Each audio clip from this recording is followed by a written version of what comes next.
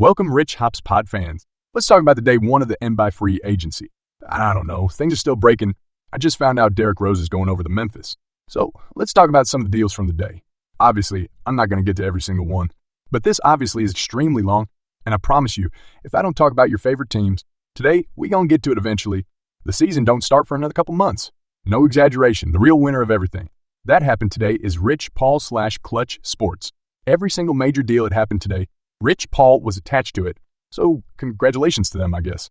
We saw some enormous bags be given out today. Some of them made me really look and be like this. That's what his value was at. I do want to say this right over it because it is extremely important. I hope that everybody keeps this mindset throughout free agency for now and for the future. These players are doing the exact thing that you and I would do. So you might think a player's overpaid, but again, I won't take my frustration. Not on the individual player, because they're just doing what's right for them and their family. If you want to get mad about somebody being overpaid, be mad at your front office because they thought that that's what the value was at, okay? Cool. Or be mad at another organization because they rose the price up of a specific player. Just don't come at the players because, again, they're doing what me and you would do. So before free agency even started, a lot of things happened. Joe Harris got traded. Chris Duarte got traded again. We'll talk about some of those things. Not today, but in future video. The thing that stood out the most to me was Trent Watford getting waived. And as such a minstrel name to like an average NBA fan, but he's a 22-year-old forward. That was at least decent over the last couple of seasons. He was making a contract that was less than the veteran minimum. So for the Portland Trail Blazers to waive him for practically nothing, I thought in my mind that meant something big was about to happen. Again, there's so many rumors around Damian Lillard. Over the last, 100 years it feels like. That's not what my mind was at, because I had a pretty good notion that the Trail Blazers were trying to build around Dam. But I was thinking, okay, getting rid of this $1.08 million contract. For this junk, I'll become a player. Does that mean that they're about to make a move to improve the roster right now? And what we found out is that was just to give Jeremy Grant $160 million. Damian Lillard told that team that they want to go win a championship. They said we're dedicated to building a roster around Dame. That can be competitive enough to compete for a championship, and their recipe today was signed to Jeremy Grant to a 5 years, $160 million deal. And that's probably going to be the big move. Now, Anthony Simons was still a name that's rumored to maybe get traded or whatever, but that is a ton of money to Jeremy Grant. And that doesn't mean that Jeremy Grant is a bad player, because he's not a bad player whatsoever. But still, I think most people look at that deal and be like, man, that is a lot of money for what Jeremy Grant can bring to the table. And forget it, why are we here? Let's talk about all of the contracts. I feel like, oh, that's a lot of money. Number 2 on the list, it's Fred VanVleet. He might be the poster boy today. That's a lot of money. He signed a 3-year, $130 million contract. I saw a lot of tweets going around that he's going to be making more annually next year or this upcoming season than his field goal percentage. In his last year, yeah. Now, I do want to say the Houston Rockets had so much cap space, and every single NBA team have to spend at least 90s of the salary cap, or they're just going to have to give that money up to the NBA or whatever. So we knew that the Houston Rockets were going to be buyers. Room, and well before that was he's going to be James. But James decided he wanted to do something else. We saw that Brook Lopez was attached to them, Dylan Brooks attached to them, and those players haven't signed just yet. We saw that Freddie was attached to them, but I didn't think it was going to be this number. I knew that in order to pry away Fred VanVleet from the Toronto Raptors, it would have to be a crazy bag, but I didn't even think it was going to be this crazy. I mean, yeah, he might really, really love Toronto, but he would be crazy to pass up on 3 years, $130 million. That contract is $4 million more than what Kyrie Irving signed for, which is 3 years, $126 million. And if I'm not mistaken, Kyrie might even have an option on that last year, so Freddie, based on his season, is making more money than Kyrie Irving. And that's just so hard to wrap my brain around because Freddie had his all-star season a few years ago. This year was not exactly that. I also do believe that Fred VanVleet was overtaxed in his role with the Toronto Raptors over the last season and a half because the first half of last season, he was incredible. He had the injuries in the second half. He was kind of stinky. And last year, I wouldn't call him stinky, but he wasn't the all-star version of him. That was on the roster a year and a half before that. I don't really know what his role is going to be. I mean, his role is going to be, you got to have superstar with that amount of money. At least that's what you hope. But again, this is a team that had money to spend and had to spend it somewhere. Another team that had a similar thing in mind is the Indiana Pacers, who paid Bruce Brown over $20 million a year. Now, this one is different than the Fred VanVleet. It seems like the Fred VanVleet money is completely guaranteed. 3 years, $130 million, where Bruce Brown signed in 2 years, $45 million. On the surface level, it's like, oh my God, we talk about Bruce Brown who came off the bench. We talk about Bruce Brown, who leave in Brooklyn and have any offers. Other than the different nuggets, you paid $45 million, but the second year is not guaranteed. I'm pretty sure it's a team option. So this is basically a 1 year, $20-something million contract for the Pacers, who again, another team that had to spend money to get to the salary floor. And they pried away a guy in Bruce Brown, who felt like he might be going back to the different nuggets. But at this evaluation, he can't pass up this 1 year bag. And if he plays great, possibly 2 year bag, get that second year guaranteed down the line. It's a lot of money. Now, it took a while for it to be reported that this second year was a non-guarantee / option, or whatever. And he was the poster boy of, wow, that was his market. But then you talk about the second year not being completely guaranteed, or the second year being an option. It doesn't look that bad. And I was trying to figure out, what does the Indiana Pacers line look like? Because I really, really do like what they've been doing. Of course, Tyrese Halliburton was an all-star this season. A lot of this year, it was him and Nembhard in the backcourt. You have Buddy Hield.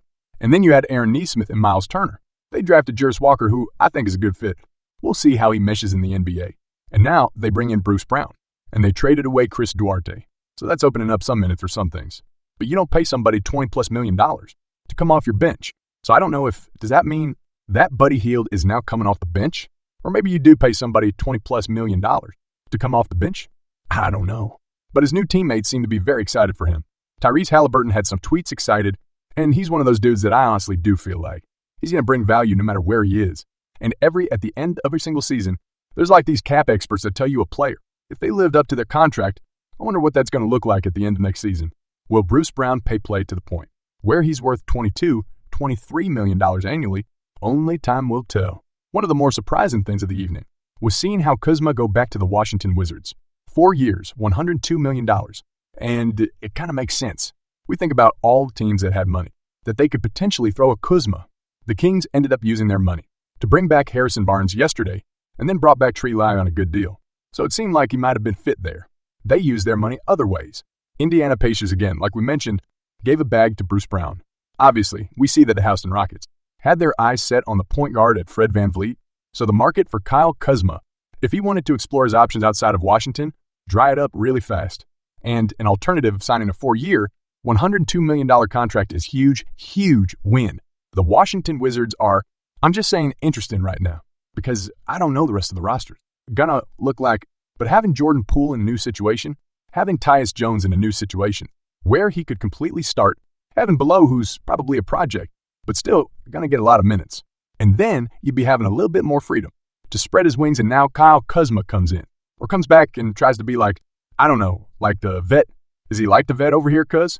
I don't really see him like that, but obviously he's the NBA champion. You know, he's been a 20-point fair game scorer, and now he's the highest paid player, second highest paid player on the team, because I forgot that Jordan Poole is making a bunch of money as well, but like him going back to Washington makes sense in the fact for the Wizards that we can pop him off at the deadline next season. If he plays very well into this contract, this is not an absurd amount of money for Kuzma. You know what I'm saying? So he comes back and potentially get moved to another team at the deadline, the contender type team. I don't really know, but I didn't mind this deal. It was just surprising going to the day. If you were to ask me, will Kuzma be a Wizard or will he be somewhere else? I would have put a lot of money on him being somewhere else. The Raptors, oh man, this has been an interesting day for the Raptors. Obviously, they lost Fred VanVleet, but they brought it before that they brought back Jacob Poeltl on a 4-year, $80 million contract. That is $20 annually. $20 million annually for Jacob Poeltl was put some on the same planet as Nikola Vucevic when it comes to annual salary, or whatever you want to call it. And they lost Fred VanVleet, and now I was thinking, when that happened, like, man, now the Raptors are in this weird spot, and they backed it up by signing Dennis Schroeder to a small contract worth 2 years. And the Raptors are a team that's super interesting to me. Now they have this new coach. I thought there was a world where they were going to hit the reset button or retool button. This don't really look like that. I just got a notification 30 minutes ago saying that they're maybe trying to reformulate a deal around Gary Trent Jr. to give him additional years on his contract. OG Anunoby is up for an extension soon, and so is Pascal Siakam. I'm not completely sure what my side's cooking, but he's trying to cook something. When I thought that it was going the other direction, usually when you bring in a coach with no head coaching experience at the NBA level, a lot of the time it's like, hey, we're going to give this dude a shot. We're going to have him develop some young talent. We're going to be somewhat bad and let him learn the ropes in the NBA as a head coach. Instead, they're saying like, hey, we're going to keep our core together as much as we can, because they couldn't match $130 million in forever. We're going to keep our core together as much as we can and let the rookie coach do his thing. And hopefully we get more ball movement instead of the stagnant offenses that we saw all last year. So, I don't know. The Raptors are one of those teams that I could see being a lot better next season. Again, I know they lost Fred VanVleet, but now that we have this different mindset with the coaching, I don't know.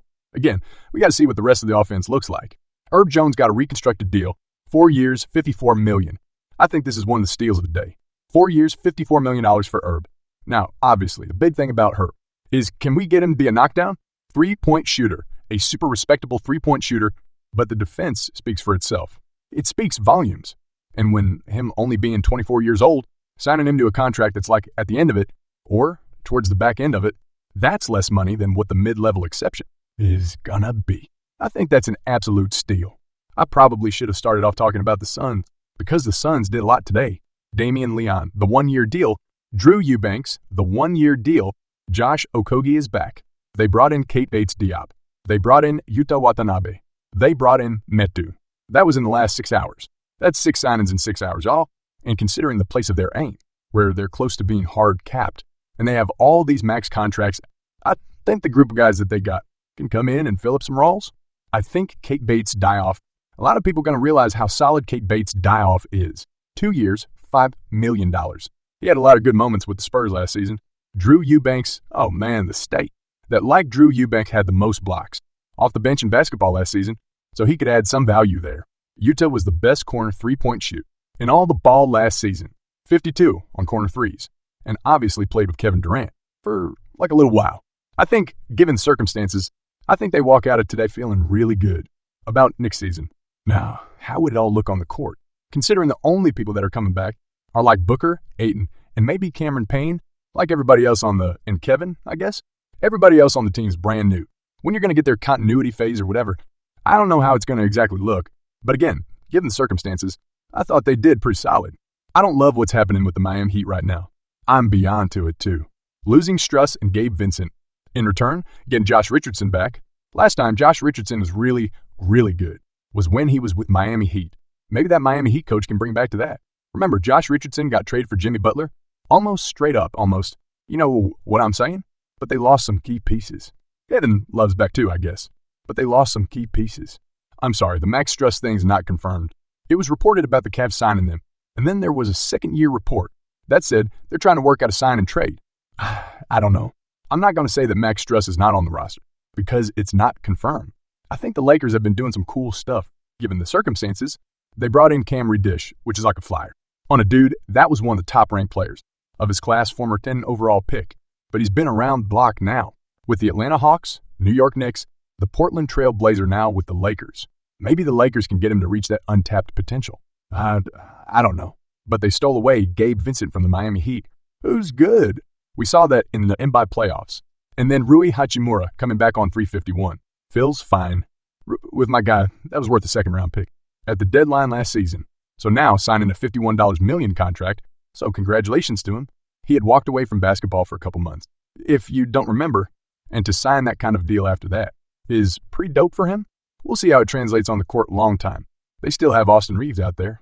I'm praising them at the moment. But if they lose Austin Reeves, I'm probably going to throw my thumb down immediately. The Bulls ended up bringing back Kobe White at 333. They could potentially go to 340 on his sentence. I really like Kobe White. Again, I thought he was one of the few bright spots for the Chicago Bulls last season. I know the numbers might not say that, but if you watch the Bulls you saw, he got better defensively. He brought a lot of energy, and he can.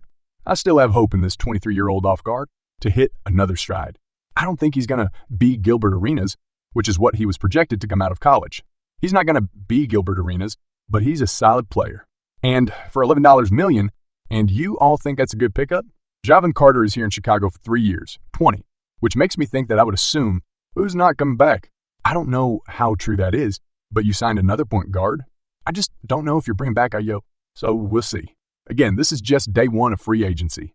Still out on the board are Austin Reeves, Brooke Lopez, D'Angelo Russell, Russell Westbrook, Dylan Brooks, Dante DiVincenzo, who seems like he might be going to the Knicks, based on some reports. Kelly Oubre, Grant Williams, and Derrick Rose signed with the Grizzlies for 2 years. Shout out to D. Rose. What happens where Christian Wood? I don't have the answer. I'm genuinely asking you in the conversation. What happens where Christian Wood? I have no, is he signed for the mid-level less than that? What is the value of Christian Wood? He feels like a player that, because he doesn't have much value, or we don't know his value, that he should be going to the Phoenix Suns. And everybody's going to be pissed. And then we're going to realize that Christian Wood, not a game changer. He hasn't been, at least,